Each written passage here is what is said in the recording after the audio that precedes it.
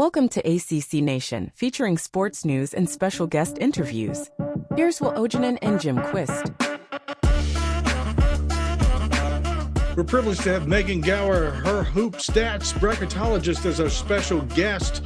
She's released her latest bracket for NCAA women's basketball and joins us to talk shop. Thanks for joining us again, Megan. Appreciate you being here. Happy to be here. Thanks for having me. Hey, would I be out of line to think that the closer the end of the season gets, that the more hectic your job becomes?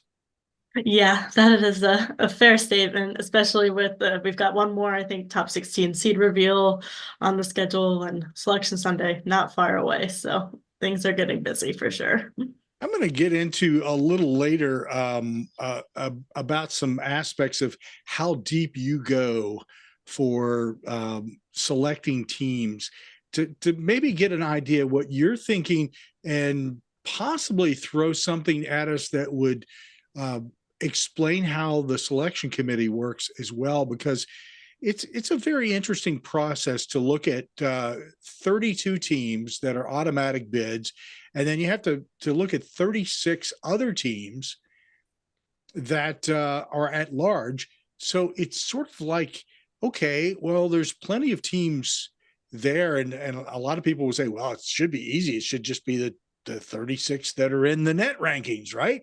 Well, maybe not always, but we'll get to that in just a moment. First, let's talk again about those number one seeds.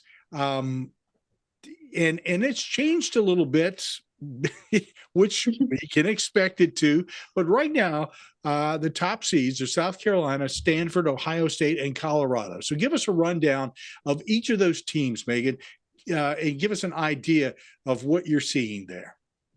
Yeah, I mean, South Carolina, I think, is the obvious one in this group. They still haven't lost a game. They've had a couple tests the last couple games. They struggled with Georgia a little bit this weekend, but haven't been able to pass those and still stay in that kind of undefeated record. So I would say, I don't know, like I just don't imagine a world at this point where South Carolina is not our number one overall seed.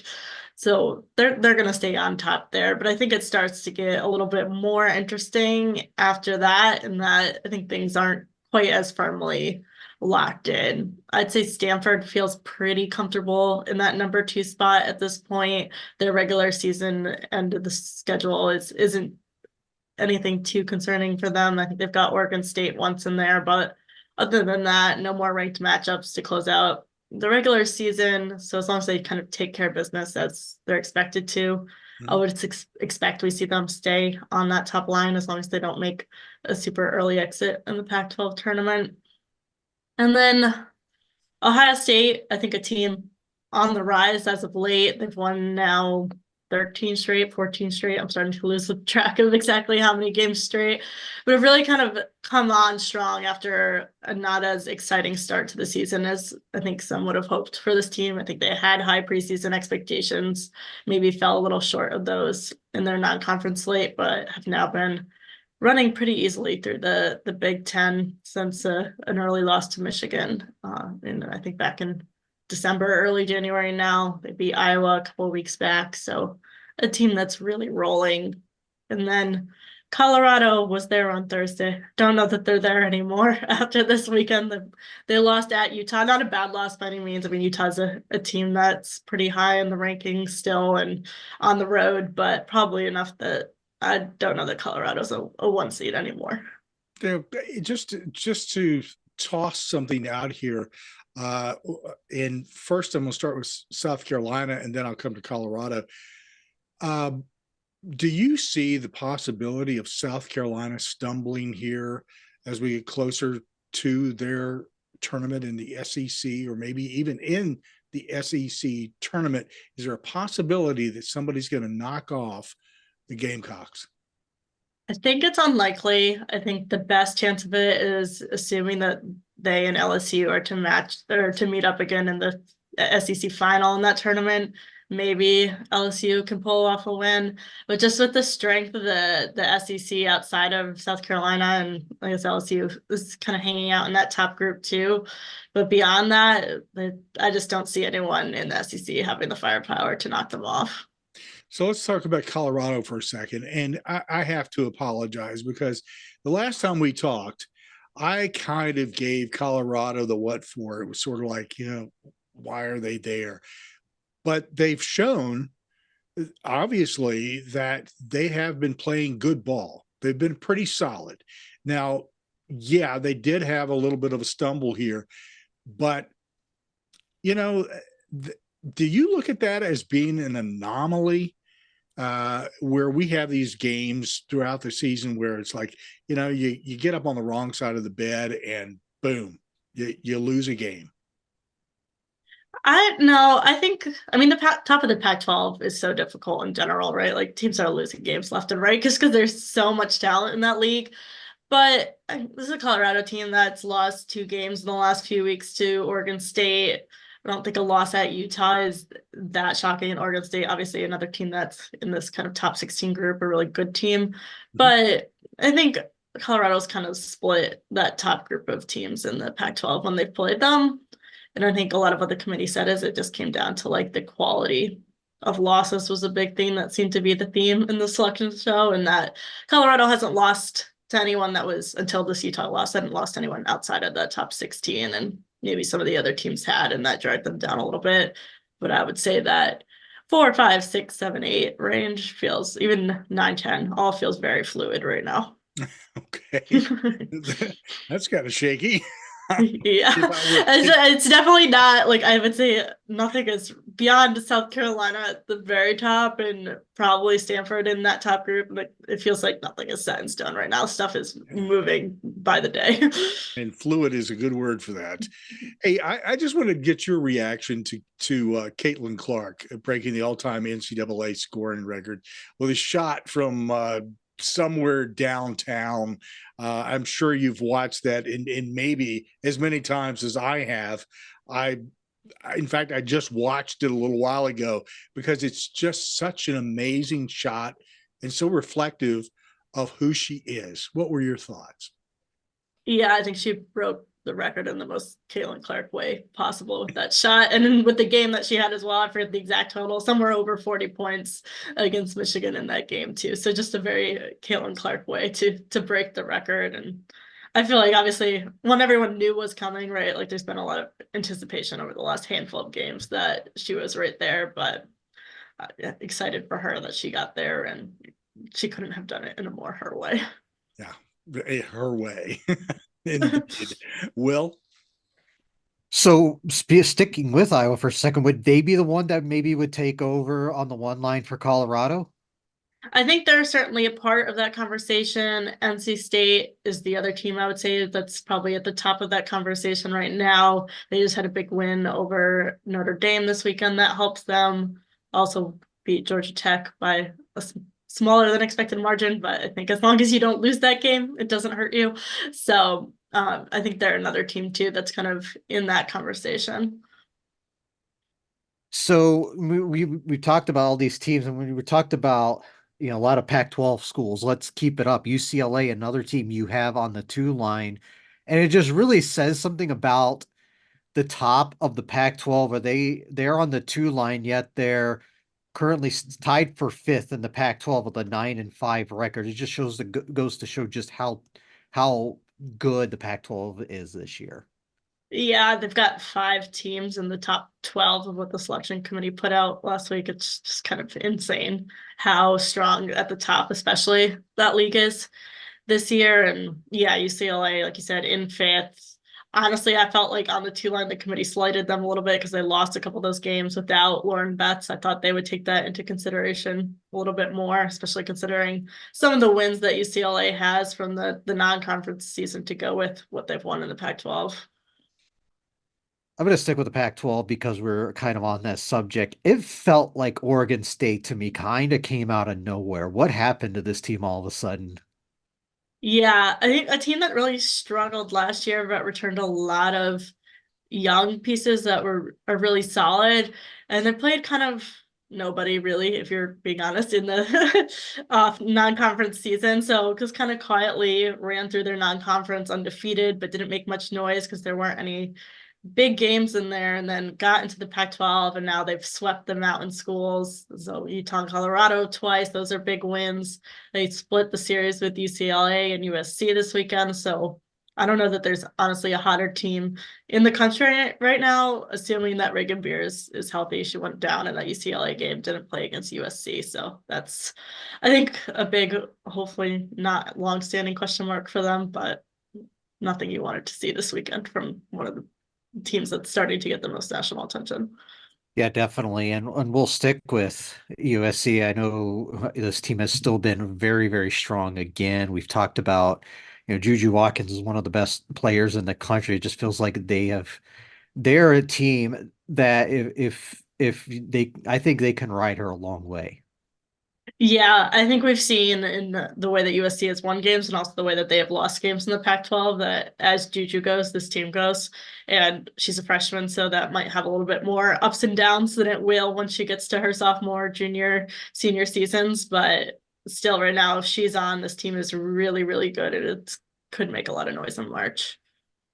So here's this question that I alluded to earlier. 36 at large, 32 automatic bids, 68 teams.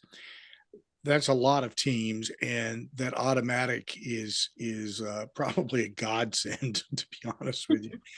How deep have you or will you go into that list? Let's just take the net rankings as a good example. It's a good place to go. How deep will you go in selecting in that large team, and what does it take for you to sort of say, okay, let's look at a team that's maybe at 55 or something like that, and then go to, instead of them, the team that's 62. Give us an idea about that process that's going on, because there's a lot of stuff being calculated constantly about this. And I want to see how you go about doing that. Yeah, so I look at teams 1 through 60 and the net when I'm looking at large. The cutoff line at 60 feels pretty safe usually. Below that, your chances of making it into the field aren't very high. If a team was in 61 or 62 and had like a huge win, someone like, I don't know, I think Auburn's sitting higher than that now, but like a team like Auburn that has a win over LSU, you might look a little deeper. But that 60 line is generally a pretty good cutoff in terms of what to look at. And then a lot of it from there comes down to resumes and who have you beaten, but also who have you lost to. I think we saw the committee put a lot of focus on the quality of losses in the seed reveal. So while they're just talking about the top 16, I think it gives us a lot of insight into what they're looking at and kind of honing in on amongst all of the criteria that they are kind of can consider. So the quality of losses, it seems like, is something that they're focusing in on this year. So, someone on that 50, 60 range has a handful or a real bad loss or two, that's not going to help them out. I think, quality wins to a team like Auburn, right, is sitting on the bubble because they have that LSU win. That's doing them a lot of favors. The strength of schedule, how much they challenge themselves in the non-conference, what they're doing within their conference. There's a lot of pieces that come down to it. So it's a lot of kind of trying to sit the resumes next to each other and evaluate which one feels better, but there's a lot of subjectivity that goes into it. I was just getting ready to ask is how much do you that you go with objectivity versus subjectivity in selecting teams? Because I worked in a business where there always had to be some level of subjectivity involved in what you do. Yeah, it's definitely, there's a lot of subjectivity that goes into this. Yes, you have your net rankings, and that starts as a guideline for who gets in, but it's by no means a end all be all. And there's some other numbers too that are kind of guidelines. Like usually if a team doesn't have like 17 wins, they're probably not going to get in. As you get into conference tournaments, some of those numbers kind of start to stand out. Like obviously you got to be over 500 in total. No one's getting in under 500, but beyond that, it's a lot of subjectivity and trying to assess how you think the committee is going to look at it.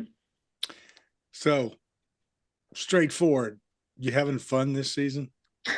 Yeah, I mean, depending how you look at it, it's certainly not an easy task this season. I feel like even just looking at the top 16, I felt like last year that group felt more ironed out at this time than it does right now. I don't think it was by no means like set in stone at this time last year, but I felt like you had a better handle on who was in the range for a 1 seed and the range for a 2 seed and the range for a 3 seed type thing around this time last year, and this year it kind of feels like everyone's still moving and quite a bit. That's the insane factor. Yeah. Speaking of that top 16, when you looked at that, when it came out, was there anybody on there that struck you as being, Yeah, there was, and I feel kind of validated on that take after today, but Indiana was a team that didn't necessarily think belonged in that group. I felt like they didn't have a strong enough win on their resume to really be a part of that group. I think their best win is Michigan State, probably. And hadn't played a lot of top games, but in their top games, they played Iowa, they played Ohio State, and then they played Stanford at the very, very beginning of the season and haven't really come close in any of those matchups. So it just felt like they were a bit of an outlier, and then they dropped a 20-point loss to Illinois on the road today. So I think their days in the top 16 are probably over. that'll do it every time. Will? Okay, so you obviously also cover UConn as well, and I think it was a really good week for them this most recent week. Obviously, they're still running roughshod over the Big East, plus the announcement that Paige Beckers is coming back for another season. Um, let me ask you that. Was it a surprise that she announced she was coming back? I feel like the hints had kind of pointed to that being the case. I think especially once AZ Fudd got hurt this year, and like the two of them, there was so much around the two of them playing together when Fudd committed to UConn, and like that just has not happened the way the injuries have fallen at UConn. So I don't think it was a surprise. I think it was a surprise that she announced it at senior day. I think my ears are still slightly bleeding from the reaction in Gamble to her announcing that. But yeah, I think something people kind of thought was coming, but still, as anyone that's a UConn fan, I'm sure very nice to have that confirmed. Yeah, definitely. And you have them on the 3 line right now. Do you think they have a real shot of moving up? I think they're in a tough space from that regard. I thought that they might fall a little higher up when the committee came out with the rankings. They didn't. I think they're a tough case because it's like they've played this really tough schedule. They haven't picked up any of the big wins, but they have good wins. They have wins over Louisville, win over UNC, couple of pretty hefty wins over Creighton. So solid wins, but not that marquee win. But I think with the committee having them at the bottom of the 3 line on Thursday, they need a lot of favors from teams that are currently above them to move up. With the way the Big East is right now, I just don't see there being enough opportunities for them to play their way up. I mean, the win over Creighton today is the best one available to them at this point, and getting that certainly doesn't hurt them, but I also don't know that it helps them climb without teams above them kind of stumbling a bit. Fair enough. We're an ACC podcast, so we love hearing positive talk about the ACC, and they lead in terms of bids with 9. What is kind of the national feeling of the ACC? Because I mean, we've said on this podcast that it was going to be a gauntlet because there were a lot of really quality teams. I thought there were some teams at the bottom of the league I thought would play a little bit better, but still, I feel like top to bottom, this is among the best leagues in the country. Yeah, I think you're not necessarily seeing the level at the top that you're seeing from like the Pac-12, which I mean, I don't know that we will ever see that level at the top again from any conference, even with the consolidation of a lot of the big teams going forward. I think what the Pac-12 is doing in this season is pretty incredible, but I think the depth of the ACC is what's shining through, and that you're leading the way with 9 teams in. You have, and it's not like 9 teams in with a bunch of them sitting on the bubble too, because I think that the SEC and the Big Ten are kind of dominating the bubble, where you've got teams like Duke and Miami that are firmly in the field, even though they're not amongst kind of the top of the conference standings. And then of course you've got NC State and Virginia Tech there in the top half or so of that top 16 release from this past week.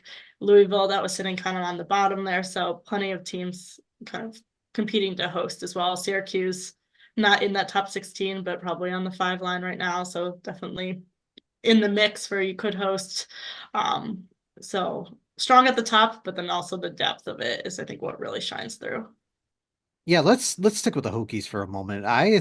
They're a team that I think, even though they made their first Final Four last year, I feel like they've kind of flown a little bit under the radar nationally, even though they brought a lot of their pieces back. Like I said, you have them real high. Is there a way they can even maybe get to maybe the three or 2 line? I think they're on the 3 line Or right 2. now. Yeah, they're on But the 3. yeah, I think they have got a shot at climbing to the 2 line. I think I forget who they have left in their regular season, but it's still, you've got an ACC tournament. A strong run in there is going to help you. I think we tend to see the committee reward strong performances in conference tournaments when we get there.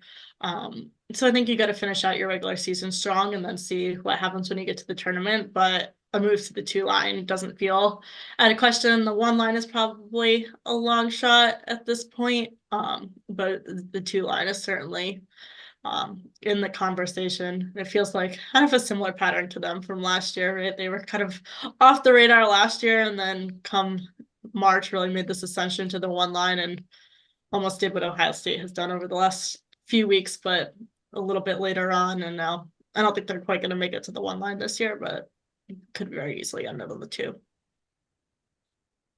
Can't go wrong with that. I don't think anybody's going to complain in Blacksburg over that selection. Will and I have talked about this back and forth, and every time Miami comes up and we see him in the bracket, and it's like, why? I don't get it. I'm sort of like, where is Miami? I'm not hearing any chatter about Miami. It's almost like they don't exist, but yet there they are. So your thoughts? Yeah, I feel like maybe just a common theme of teams that end up in that like 8, 9, 10 range. It's like they're not making a ton of noise nationally, but they're good enough to be in the tournament and aren't really sitting on the bubble where you're like, are they going to make it in or are they not going to make it in? They feel like they've done enough to make it into the field. They've picked up enough decent wins. That win over NC State certainly helps them a lot. And then, their losses haven't necessarily been bad either. Most of their losses are coming to teams outside of that Boston College one and the kind of the top of the ACC. So they've done enough to be on the field, but haven't really made that noise in the national picture just because they're kind of, in that 8, 9, 10 range. At this point, the AP Top 25 is just window dressing, but nonetheless, everybody likes to look at it. I'm going to get that bike someday. That's really an old reference. One of the two teams that lost recently in the ACC, Notre Dame and Louisville. And Notre Dame dropping 3 spots. Notre Dame seemed to have been on a bit of a rise there for a while. And I don't know. I can't put my finger on what's going on with this team. It's like this surge, and then it's like losing to Pitt 78-53. That's a pretty significant loss. So, what's from your perspective, what's happening with the Irish? I think we've seen that their offense just, I don't know, doesn't seem to get them there some nights. Hannah Hidalgo has been fantastic, but you still have a freshman that's leading your offense, and I think that can just lend itself to some ups and downs. Freshmen just tend to be a little bit more prone to a little inconsistency. And then I think also beyond Hidalgo, they've really struggled to kind of get consistency on the offensive end, and that's shown through in some of the losses along the way. Yeah, I'm not too concerned about the other loss that I was going to refer to here, or I am referring to Louisville losing to NC State 77-66. Yeah. I can see that. NC State is a power to deal with. Louisville just doesn't have the depth that they've had in the past. So not too not too concerned about that one whatsoever. Again, we asked you this. I'm pretty sure we asked you this the first time that you joined us about a month ago. And probably will ask you again when we get closer yet. Teams that you see right now that may be that surprise team and in across the NCAA, somebody that, we're not paying enough attention to.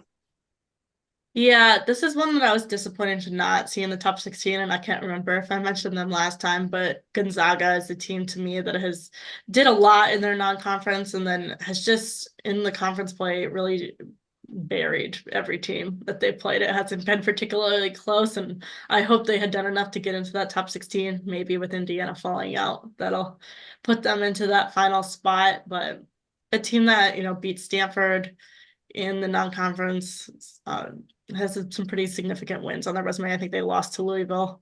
That head-to-head might have been the decider on that final spot in the top 16 last Thursday, but I'd keep an eye on them going into March, especially if they end up on that 5 line. I feel like they're probably a threat to knock one of the host teams out. Will, you got any final questions? Yeah, so just kind of looking at the back half of the field, looking at teams that are it kind of solidly in on your most recent bracket, your last 4 in, first 4 out. Who are some teams that are right there in that bubble area that could really make a charge here, maybe schedule wise, and who's the team that's in the back half that could fall out?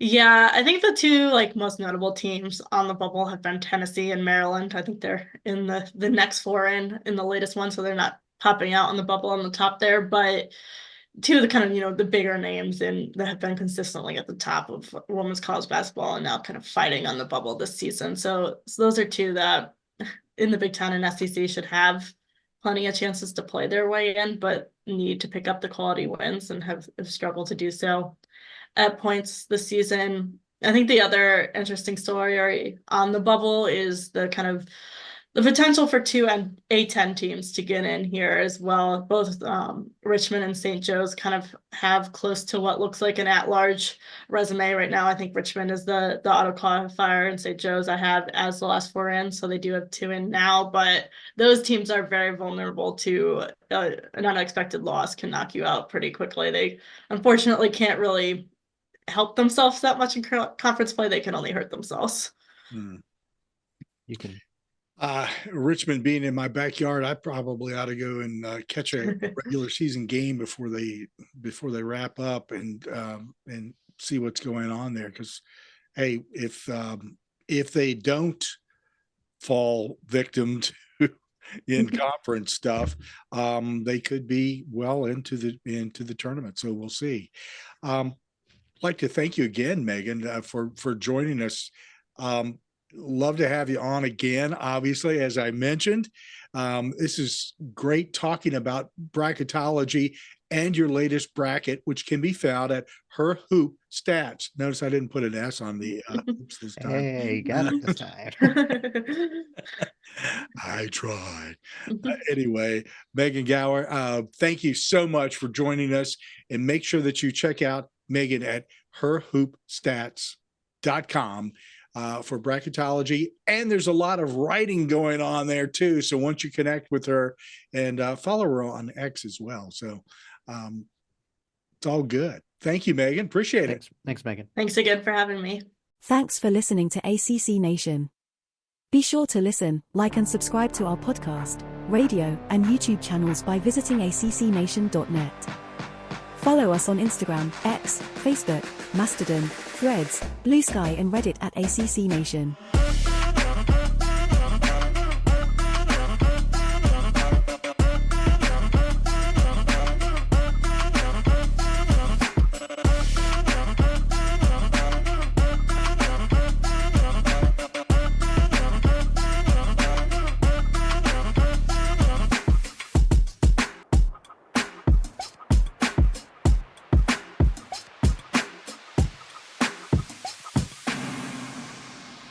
ACC Nation.